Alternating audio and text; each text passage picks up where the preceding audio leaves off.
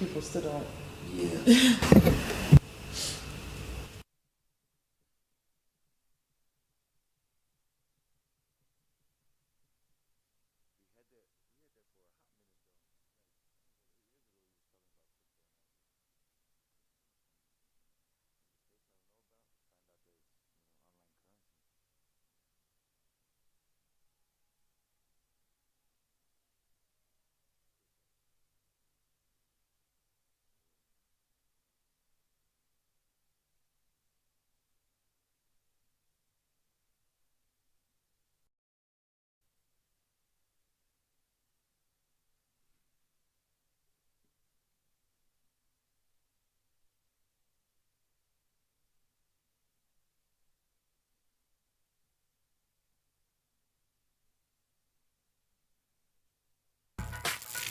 Tell for love, everybody. I'm Poetik, and this is Did You Know? Now, if you ain't from the ghetto, don't come to the ghetto unless you got a pass or fit. I'm known for hip-hop, that's how I get down. Some days you make $1 million, some days you make nothing. So in order to put bread and butter on the table, we venture out and do a couple of other things, and this is what it's about. So this right here, this is the Fale Cavalli, a.k.a. the G-Rod.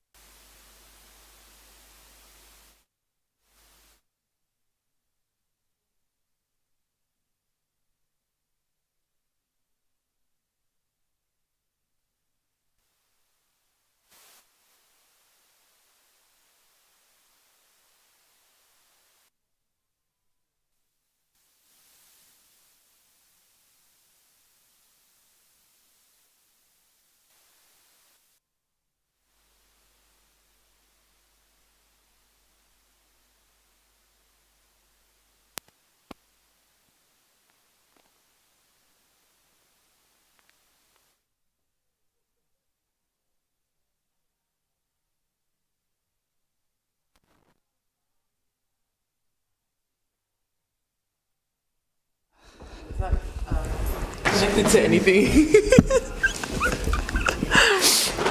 Check. For real.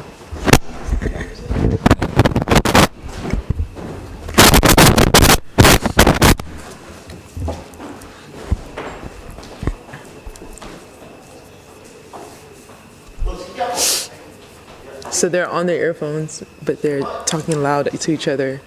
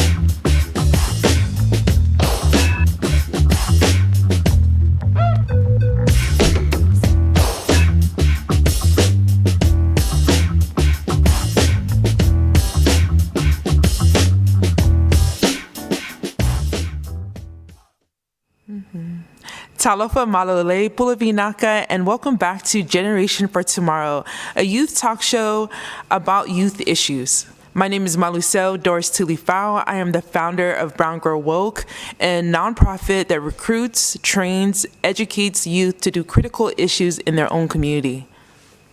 Talo falava Samoa, malo sai fua, whawhera atu ni malo whio wapenao na mai mō mai, ia wa o CJ Loyo, ia sa walwali mai o I vai moso, ngona whalang whia mo e whaatasi ma le sunga ia Doris, ia whailo atu whole nei pokalame o umona, tau lai fo I le tupulanga talo vau. And we're really excited to have an amazing guest that is breaded in Samoa, but we wanted to show a clip about all his great work that he's been doing. Talofa love everybody, I'm Poetik, and this is Did You Know? Now if you ain't from the ghetto, don't come to the ghetto unless you got a pass or fit. I'm known for hip-hop, that's how I get down. Some days you make $1 million, some days you make nothing. So in order to put bread and butter on the table, we venture out and do a couple of other things, and this is what it's about. So this right here, this is the Falikavali, aka the G-Rods. This is where we get everything prepped for the outgoing. That's on the online store and also the market. So everything you see hanging up here is getting ready for the market run in Auckland on the weekends. I made $100 off of clothing, spent it on the music just to stay independent. Yeah, so this is how we fund the music, by this business here, and it all goes full circle, comes back around with touring as well. This actually started with 30 t-shirts out the trunk of my car. Every weekend we're at the markets, Thursday to Sunday, and we got 5 different CDs here for sale. And we also got 113 different garments at the moment. Don't just assume every neighborhood I slide through, OG salute. All right, we're now over here at the Common Goods Live Print Warehouse. This is where all the magic happens, like this, you know what I'm saying? Come in, follow me in. We started this from nothing, bro, from a dream, dollar in a dream. We started in the chicken shack in Moto. Started in Samoa first, and then we came to New Zealand. Like, hey, give it a go, and here we go for the village. This is 685 music. So the order will come. I think that order's from Russia. I think that's the one. So 2 t-shirts. So we get 2 of these. Boom, straight to Russia. The island way, the Samoa that we were raised with, is to serve. You serve the village, you serve the people, you serve God and your family. So we incorporate that into our brand. Everything we do is for the village. How many rappers you know ride around the city selling CDs out the trunk like it was the late, even when I smoke. We're going to Manhattan to drop off a special package. So when it's like that, sometimes we can do these little drops when I got time in between meetings and stuff. For me, one of the hardest things to do when you're hustling at the markets is pulling up on a bad day. And a bad day can mean you might sell 1 t-shirt. That's not even enough to pay your rent for your table. Those days are the hardest to get through. But one thing that I learned from it is to always stay working, always stay moving forward. Hard work is how you come up. That's how you build your name. It's always cool to wake up and not answer to nobody. You know what I mean? Like, I like the fact that we're our own business, our own boss. We're independent. We get to do things the way we want to do things. And you got more space to grow that way. This is still a young business for us, but we've left so much room to grow and get bigger. So we'll just trust in the process and enjoying the journey, you know what I'm saying?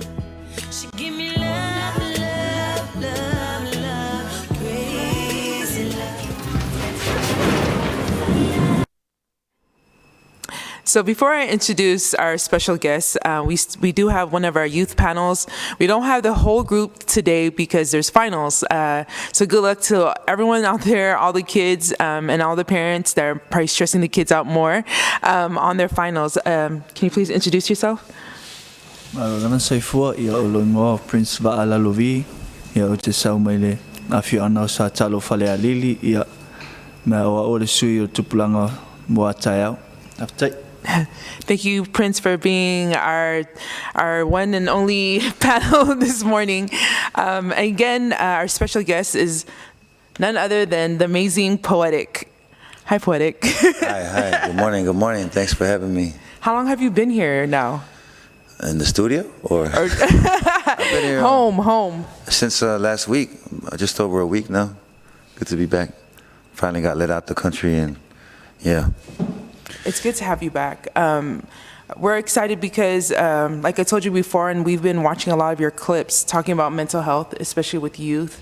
And I know in New Zealand, it's no different from Samoa with a lot of the hikes of suicide for youth. And, conversations, because Brown Girl Woke is an organization that uses music and performing arts as an outlet for mental health. Has that been an avenue for you, for your mental health or promoting mental health? Yeah, I feel it can be both. Music was always therapeutic for me. We don't go to see therapists or anything like that. We're too, we're old school. We're too cool for that stuff. We're that's one way of putting it, but really that's just brushing off the fact that we're afraid of vulnerability.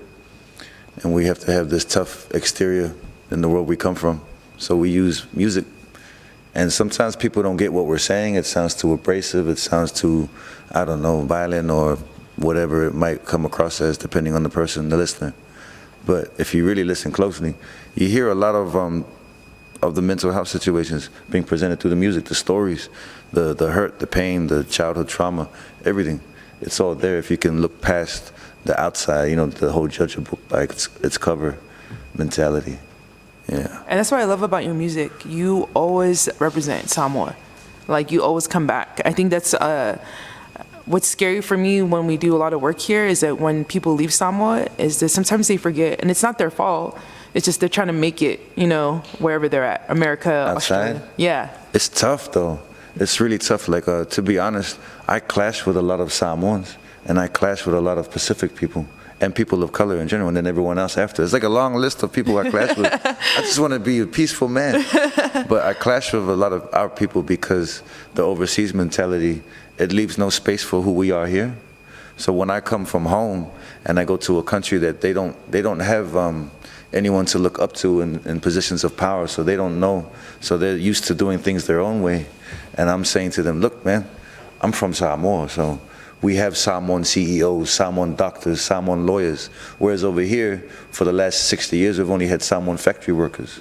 They have a different upbringing, and so our morals clash.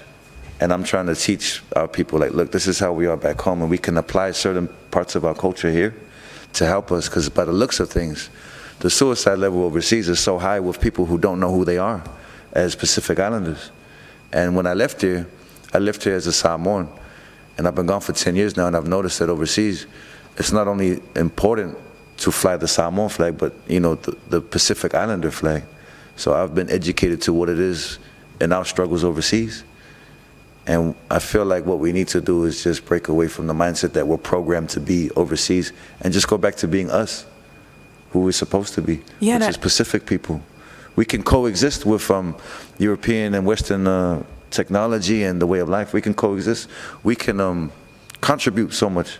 They're already taking half of our culture anyway. Yeah. Nike, how much money you make off that one sale, when they took our Tapa designs and everything that we do. They just go and take whatever they want, make $1 billion, come back, and then act like we didn't do anything. So, sorry, what were you saying there, Thelma? My bad. Good morning. We could talk to Poetik forever. Yeah, I think it, because I'm from America too, and I clash with people as well, and I'm not from Samoa, and I clash with people from here as well. Yeah. And I think what you said, especially your identity, and I think that's what we're losing now with this next generation because of internet. They see a whole nother life that they wish they could have. They need to put themselves, where are you from? You're from Samoa. Think of what you can do here. We're so busy trying to, make it outside, and the dreams of being outside, when those same dreams can be here as well. I think that's the conversation that we want to talk to you about. Like, how did you go? Did you do rap sessions, concerts when you were young here? Did you do it at Basenga? Did that happen? Or was it just you had the rap game and then just took it to New Zealand? When we started here, it was difficult to get a shot. There was no room for English rapping Samoans, and at the time, even the Samoans that were rapping in Samoan, it wasn't popping. Overseas wasn't reaching in to get it. It was all about overseas music. So we came to a conclusion that we need to go overseas. So we needed to go to America and make it over there in order for Samoa to notice that we can do something that the world can tap into. And half of us went to America, the other half of us went to New Zealand. It's been a crazy journey. Yeah, I got to do a movie. I got to tell them what it really is all about, what the 685 is all about. And this is, saying that you went out to overseas to make it, but all your music has Samoan in it. Yeah. So you didn't sell out for me, because you could have went out and you could have done, something like whatever America rappers were doing, but you still put a piece of song, which is hard, because once you put our own Samoan music, not everyone's going to understand it, and you keep faithful and loyal to it. Yeah, I turned down a lot of money along the way, and that's another thing that we conflict ourselves with is Samoa, the culture, our heart, and then the bag when the money come. And in the beginning, I didn't want to do any kind of business that conflicted who I was as an artist, because for me, I'm the only Samoan rapper overseas that's from here. Everyone else, yeah, they're from Samoa, but I actually started here. Hip-hop was here. So we're the first hip-hop group in English to come from here and go mainstream overseas. So in that essence, I was like, I got to represent properly like the way I would represent here. If I can't come back to where I'm from and hold my head up, then, it's fake, and we ain't about that kind of hip-hop. We ain't about money first. It's about culture first. Money will come. I learned that money will come in regardless. Yeah. If you stay true. Some people want to take the elevator and move quick. We took the stairs. We went the long route. But we own all our masters, and we kept our integrity and our honor, and we stayed true to the codes and the morals. That's another thing that people talk about, the masters. How did you make sure that you own it? Because I hear stories, like horror stories, that people took off and took the masters. Like, yeah, you can get took if you don't know the business. So the way I do it is I look them in the eye and I say, bye. You're taking my master. What it is we pay for our recording sessions. We pay for the production. We break bread, or we trade the barter system. We trade verses or whatever they want. We make sure that everyone's given their publishing. They're recorded as being part of the process. But in that essence, an artist should always own their own masters, not the record label. No. We'll be right back with this break.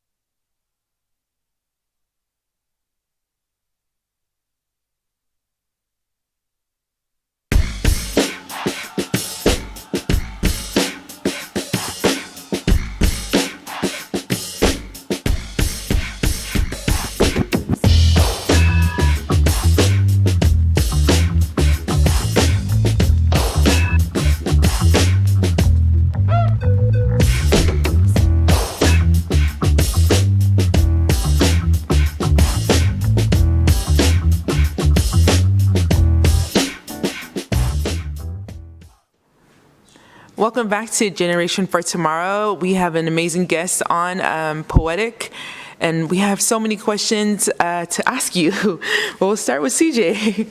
You know, before we left off on break, Poetik mentioned a lot of things about, you know, someone's identity and that. What was something that, you know, that kept you reminding yourself of where you came from or who you truly are when you actually made it to America and back to NZ? Because sometimes, you know, some of the artists, it's pretty hard for them to you know, go out and say, oh yeah, I'm from here, I'm from here, I'm from here. Go to another country and say, I'm from here, I'm from here. Especially when sometimes people from Samoa go to, you know, I'm from Cali, and then all of a sudden they're from Cali. There's no more Samoa, and they're like Crip gangsters. You're a Crip now. I think for me, I always felt cool because I've never heard someone say, I'm from the 685. And when I did that, you know, we were the first ones to do that, go overseas, and everyone was like, what's the 685? What is that? What is that? I was like, oh, it's a beautiful place, and, you know, outer space. But it's Samoa, so I always say I'm from Samoa, 685, and they always go, are you from Pango? I'm like, no, I'm from Western Samoas. And it caught on. And now, you know, if you have a look at social media, for example, there's little 685 this, there's big 684 that, there's 682, 676. It just went all over the world. And the same way that you have, you know, like the name Lil in rappers, like Lil Bow Wow, Lil Weezy, you have the area code. So we were onto something, and the cool thing about that is that these are 5 kids from St. Joseph, Pesenga, Samoa College that got together as a group of friends on the seawall back when we couldn't afford shoes, talking about, hey, let's be rappers. When the rest of Samoa that might have been able to support, you know, not everybody, but there were those who were saying, who cares about us? The world don't want to hear nothing from the islands, but we went and did it anyway, and the world loved it. So it shows that even though you come from a small dot on the map, if you have an idea and the passion and the belief in yourself, you can take it around the world. We did that. We're about to do it again out of our own pocket. And these are people from here, local kids. You know, that's where we come from here. So if you're watching this and you got an idea, whatever it is in life, run it, man. 100% believe in yourself. And it's the support team, right? It's your circle who you surround yourself with, right? Yeah, definitely. You got to surround yourself with good people. And God is good. God's always with us. So we've been very blessed. Yeah. We still got a lot of work to do for you guys. Samoa and Pacifica, we still working, we still grinding. So I'm going to give it to Prince. Yeah. 685, baby. Yeah. That's right. Yeah, ole saina 685 ma sangyang o falong iskam ki pe faila ko edits for ngai always so 685. So on bela wo fifin ka wo failo ide real 685. Al transta wo e teriniana MTV sponi ia sa to tere o tupulanga o lo momo ia so time le tangata ia faftai o le mfai ona va ai mata i nei tai au ia mfai foi ona tala no i nei tai au ai o te fia fafsili ai lo afionga ia ile a mata ina foi o lo o le talengi o le rapper foi o saulea o le rapper po le pese o te fia fafsili po o ani lu i tau foi nga sa ui mai ai au a ngai mai au ale tom fainga o lo taling po ani si o lu i tau foi ngai po ani mea o lum fai ona tau fa la vea ia te oe au tau fai pe fa tino ina lo talingi ia mai ulai lava ona i se tulanga lele. Man, you gotta clean that up for me, dog. I've been gone for a minute, man. You gotta translate a little bit of that for me, dog. Man, I don't even know, to be honest. Like, I don't even know how to answer that. For real. I think we still have the same struggles here in Samoa, all youth. Nothing has been Compared different. to overseas? Yeah, nothing has been different since you left. Because when I come home, I'm looking around and I'm trying to see how things are, and this is an important show. I feel like it's an improvement because we couldn't talk about certain things back then. I had a conversation with an elder last week, and I got shut down for talking about feelings. Mm-hmm. And then I started to feel like, damn, I must be soft now. I gotta be tough. What do you think? I definitely think the same struggles of anybody that's been rapping or doing music. in this industry hasn't changed. You'll get some people like me, and I always tell people, like, I'm not gonna be here forever. I'm not from Samoa. You know, my whole family's in America. But the struggles is just conversation with parents and believing. The music industry feels different. I'm sure it was different when you were growing up, but you come from, your father's a musician, so did you always have that support? Different era. Different era, yeah. Things have changed drastically, especially overseas for us, since the 50s and 60s. Yeah. But did he support you doing your rap? Yeah, in a way. Because that's what Prince is like. What was your, like, in a growing way, up? What was your support team and what wasn't? Like, yeah, man, it's hard to say, but it was it's hard to talk about, to be honest. Live on TV, gosh darn. It was an experience, and it's what fueled the music. And as far as getting support from family members, a lot of them didn't understand what we were doing. They didn't understand what we were fighting for at the time. Some of them still don't, because it's just a generational gap. And the overseas mentality, it clashes with here instead of coexisting and building. Yeah. It just goes head to head, unfortunately. But when we were kids, we supported each other, though. So the homies was the homies, and you know how that goes. Yeah, I think in Samoa, we're still at that, we gotta eat till today.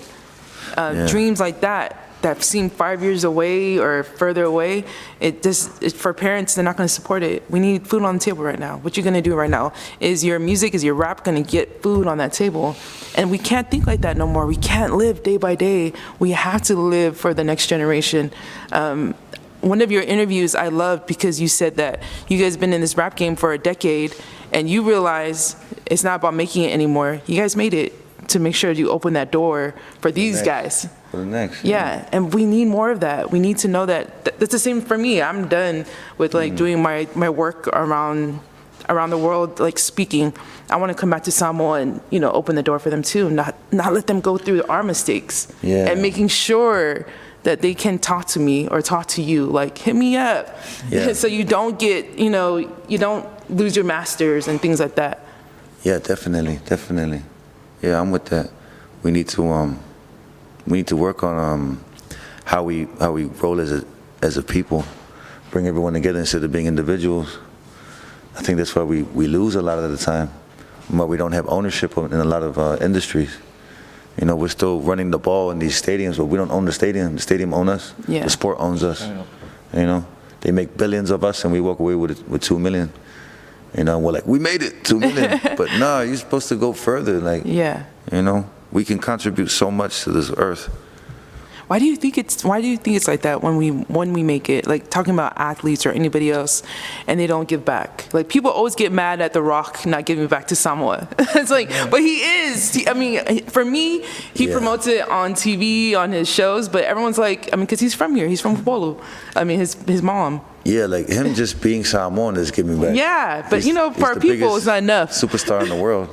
But I guess sometimes I don't like the mentality we can have at times of, he should do this for us. Yeah. And he don't got to do nothing for us. We go do it for ourselves. Yeah. We should go and do something for him if we want something from him. We always, not always, but we tend to want things. There's a sense of entitlement going on with our people, especially overseas. And I feel like it's the way we've been conditioned throughout generations. See, our parents' generation went overseas as immigrants and worked hard for 2 cents and built a life for us to go to school. And then now we're complaining about we should get this and get this for free from the government. We don't need anything for free from anyone. Yeah. All we need is to pray to God for the opportunity to earn. So there's a big generation now, a big gap between generations now where we have this sense of entitlement, like we're owed something. And I think that's a bad mentality, and it traps us. Yeah. You know, there's a government in power right now in New Zealand, for example. They give you free money if you're a Pacific Islander. You get free money.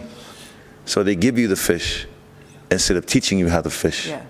And that way you're always going to need to be fed and taken care of and pampered. And I don't like that. I don't like that mentality. And it's poisonous. It spreads. And nothing is free. We'll be right back on this break.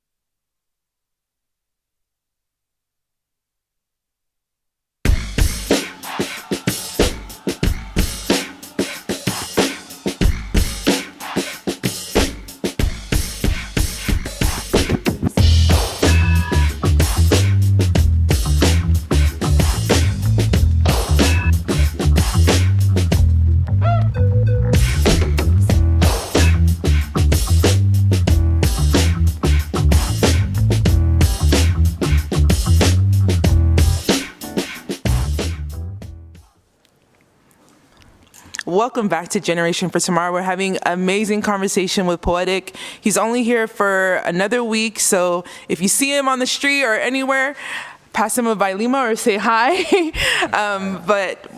Really good conversation. We're talking about a lot of stuff, mental health. We're talking about you growing up here and everything you've learned. We're also talking about it's Independence Month and history, and I've seen you posting a lot. And can you just, it's like I see your posts, it's always talking about the history of Samoa and what's happening. Is that helping you with your rap game or just you as an activist? Actually, the activism is kind of, it conflicts the music because they don't want to touch me musically because I'm outspoken. Like you know how they say, here comes another angry black guy or an angry islander. Yeah. Well, I'm the angry islander, especially over there where we're not supposed to speak. But when I look at the stats, so since COVID hit, we left here March 2020. COVID hit the week after we left Samoa. Since then, there's been over 700 suicides in New Zealand, predominantly Pacific Islander men between the ages of, like teenage years and under 30. That's not good enough.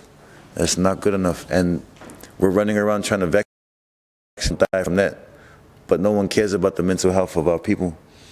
And I think, in my own opinion, if we knew what happened to us and where the trauma started, because it's intergenerational. It's from our grandparents' era, the struggles they went through, our great-grandparents.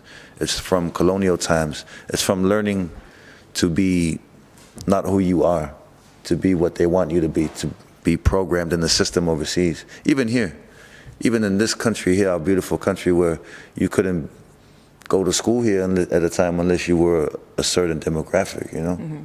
We don't talk about those things. But that hurt our parents, grandparents, great-grandparents. And now we're dealing with life as it is now. And we've inherited trauma.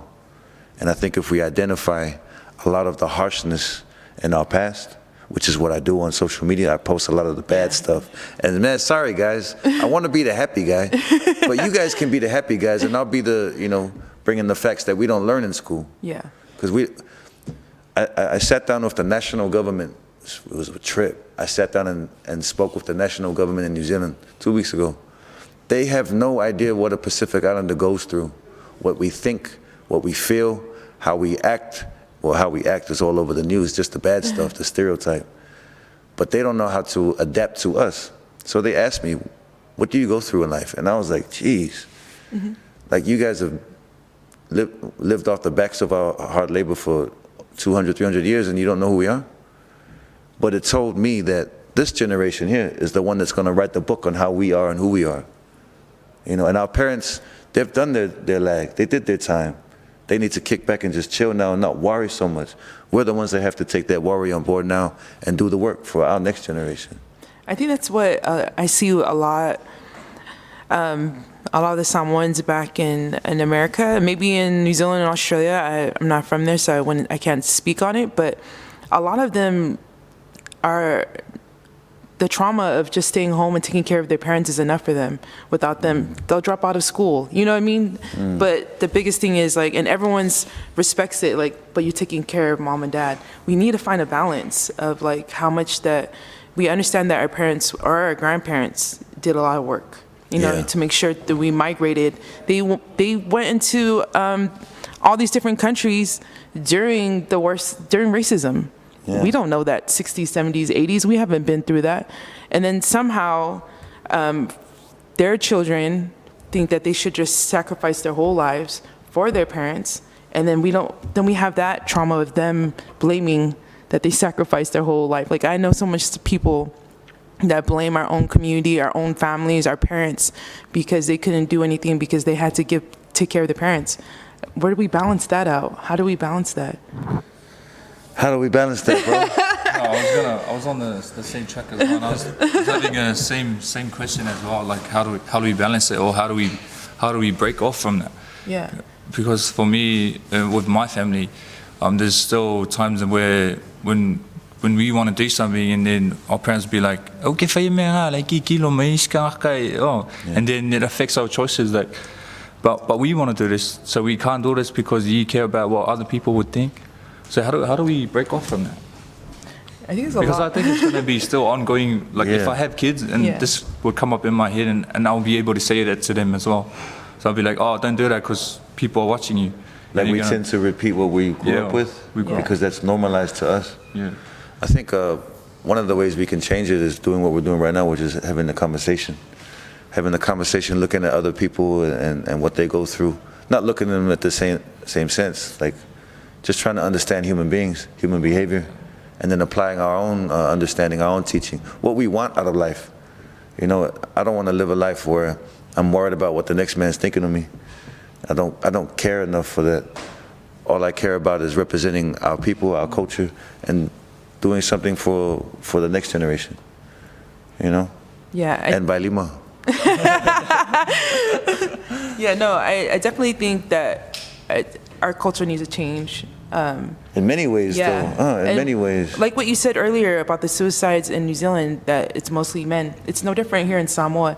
And the study shows that it's young men that, because they can't provide for their families, that's why they're committing suicide, which makes even more sense, right?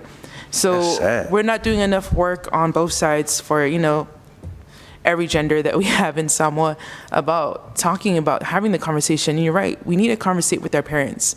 A lot of us don't talk to our parents, you know, about that.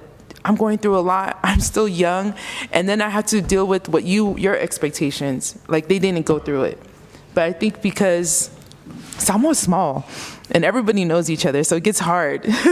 Yeah. I think we should be more open to talk about feelings. Yeah. I think maybe our parents can't do that, but we can. Yeah. And we can open up those conversations with our children.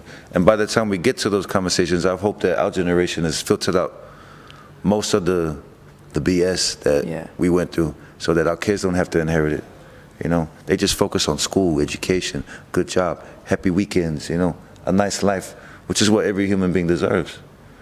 But for Pacific Islanders, especially in this Western world, man, like everything we go through, every time overseas they say this is what you need, this is the qualification. We go and get the qualification, we come back and they've moved the field goal. And they go, by the way, you need this, this, and this. It's difficult, man. And No, I also like what you said earlier about we need to know our history.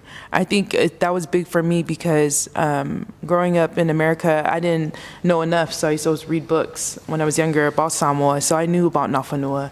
I knew about these great women that literally, you know, kept Samoa away from, you know, other trespassers.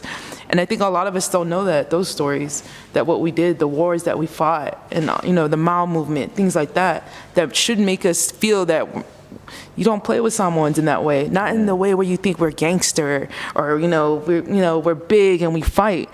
It goes way before that. You know what I mean? Just like how you said, the history about our people and the history about slavery. And I seen you post about that recently. yeah, I often get criticized for it, and people say things like, oh, you just want to be African American. Why would I want to be? Why would you even think that? So this is like the biggest misconception. Yeah. And then it brings around the questions of anti-blackness and colorism within our own. Yeah. You know, and those are the important conversations we never have. We never have, because us as Samoans, I feel, this is my opinion, excuse me if I'm wrong, I feel like we tend to just sweep things under the rug and just carry on. Get the work done, go to church, you know, save your money. We just stay focused on things, but all that trauma's building up. There's 300 years of trauma. Yeah. You know, what was happening here in the 1790s was appalling. We were known as one of the worst places in the Pacific as far as the way the sailors would come and treat natives. But we don't talk about that. Well, I've never heard it. I had to dig through books about Taisi and Maliakoa and all these things and find all this information and go, why isn't this presented to us in school? We're taught, hey, diddle diddle, the cat and the fiddle. But we ain't taught what happened to our great-grandparents and our grandparents and these very streets that I grew up in. And I thought to myself, man, if I had known all these things, I might have been more qualified to care about life. Because I went through suicide as well, man. And I got the scars on my arms to prove it. That's why these tattoos are covering them. And I speak about it in my music. So if you ever hear my music talking about dark times, suicide, it's because I've lived it, I went through it. And at times I still go through it. It's part of depression, which we never talk about either, because, well, for us, made us look weak, made us an easy target.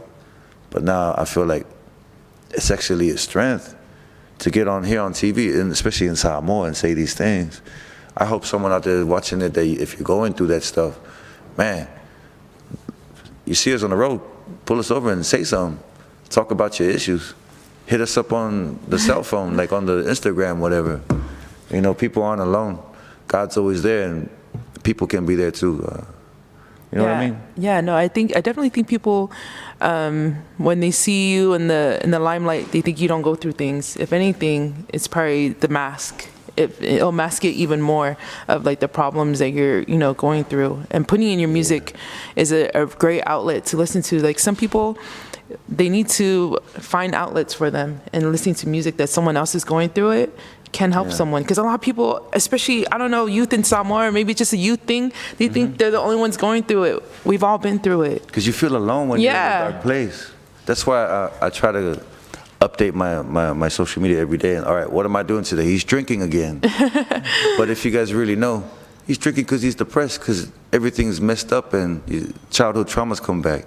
Or he's at the gym working out, Are we out of here? Yeah. Is that We'll be signal? back on this break.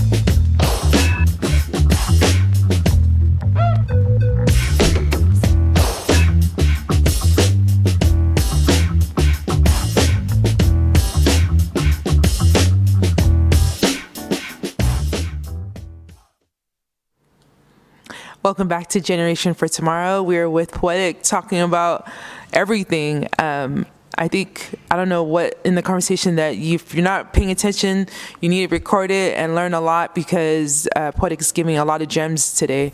I want to just go back to, before these guys ask any questions, the history part, because I'm a big historian. I think it's, if you have time, come by my house because I have 1 billion books. A lot of the books were on sale, so I was like, oh, I love COVID. Because Samoan books are expensive, and that's where our history is. So that's another thing for people out there selling books. Make it cheaper for us to read about our history. The knowledge. Yeah, the knowledge are in the books. Malcolm X said it. They don't educate us because they don't want us to get the knowledge. For you, going back into our history, what is one like pivotal like history that was like, oh dang, this is my reason. This is the reason why I need to keep speaking out. And I know you were speaking a little bit about what you call it, the sailors and things like that. Yeah, that's I'm just unpacking a lot of that stuff now and finding a lot of information about what happened in the old days, 1700s, 1800s, 1900s, before my parents were born. And I've never known, like I've heard stories from the elders about it, but then they always brush it off.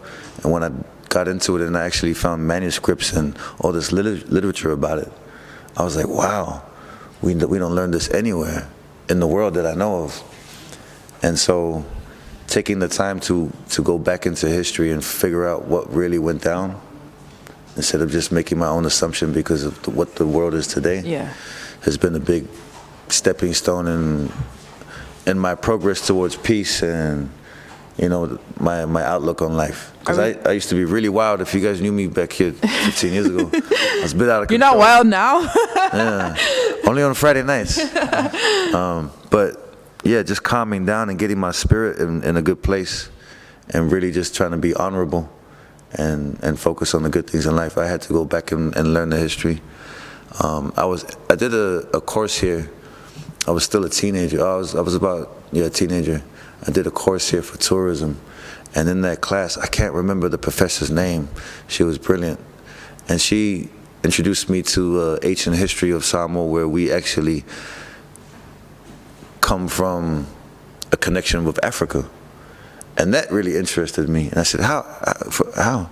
She said, well, our ancient burial customs and our Matai system and our village system and how we govern ourselves, the mummification process, the washing our chiefs and our kings' bones in the Sami, the old ways, is identical to ancient Egypt. So I was really fascinated with that. And so I started to dive into history that way.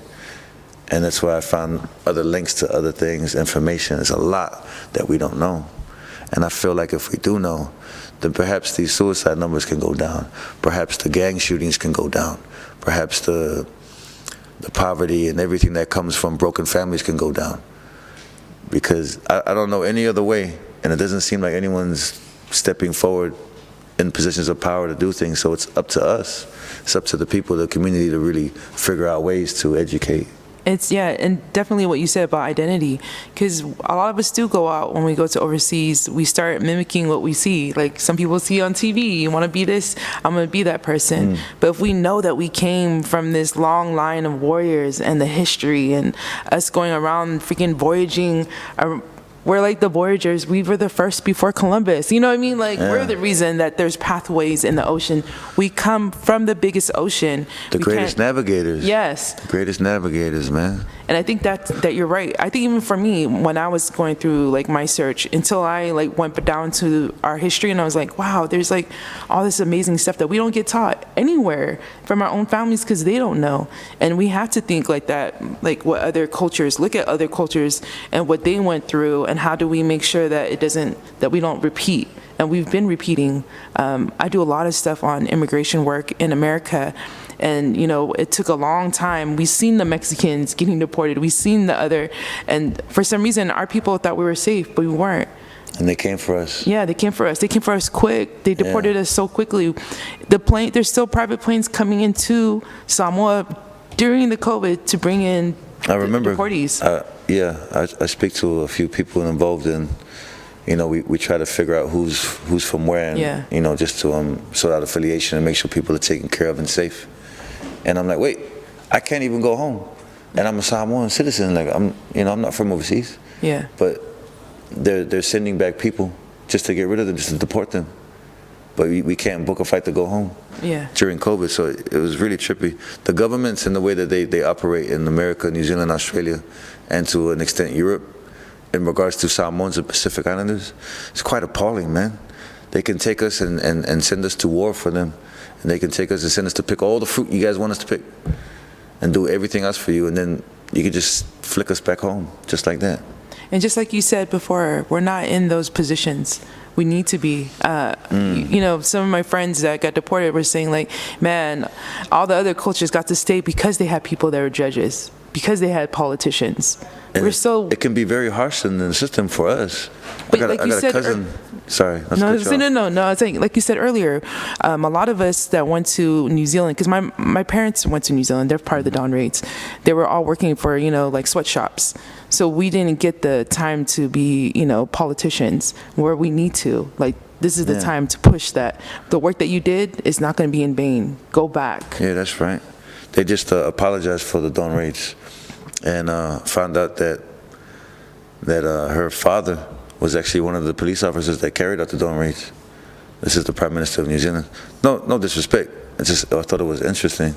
And then when they apologized, quick, fast, Pacific Islanders were dragged as the scapegoats through the mud online and on media for being the COVID cases.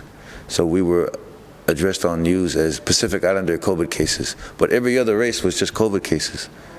What does it matter if it's a Pacific Islander? Like, they always put us out there with a bad stigma attached. Yeah, it feels like in New Zealand, it's us, the reason why New Zealand has COVID. Yeah, like they even should named the Samoan church, churches. and they went straight to South Auckland. Even when it was Central Auckland, they still said South Auckland, and I'm like, what are you guys doing? You guys keep attacking our people and putting us down, but that, you know, with South Auckland, it's looked down upon a lot within Auckland, even by Samoans and people who live outside of South Auckland. It's predominantly our people that live there. It's the hood. It's Compton. It's, you know, it's Inglewood. It's Carson, and they're not educating the history of South Auckland. It was always looked down upon, and that used to be the whites only know that word signs in that place. When my father was born, that long ago, it's not that long ago. So. Are you going to put, my other question is, are you going to put more of this in your music? And I know you said that the rap industry don't want to touch you. We only have 2 more minutes. Yeah, I think so. I think I'm going to get crazy, so I'm going to do 2 projects this year. Sorry, guys, there's one that's going to be really gangster and just raw and hip-hop. But then the next one is going to be the album, and that's for auntie and uncle. That's for the barbecues, the family reunions, the Sunday service, after Sunday service, the nice songs. So. Yeah, for Corey on radio, shout out Magic FM. Love you guys. Well, I want to thank Poetik for being on our show. You can check him out on his Facebook, IG, TikTok, everything. He also has the NFT. Look it up, and thank you for tuning in. Thank you.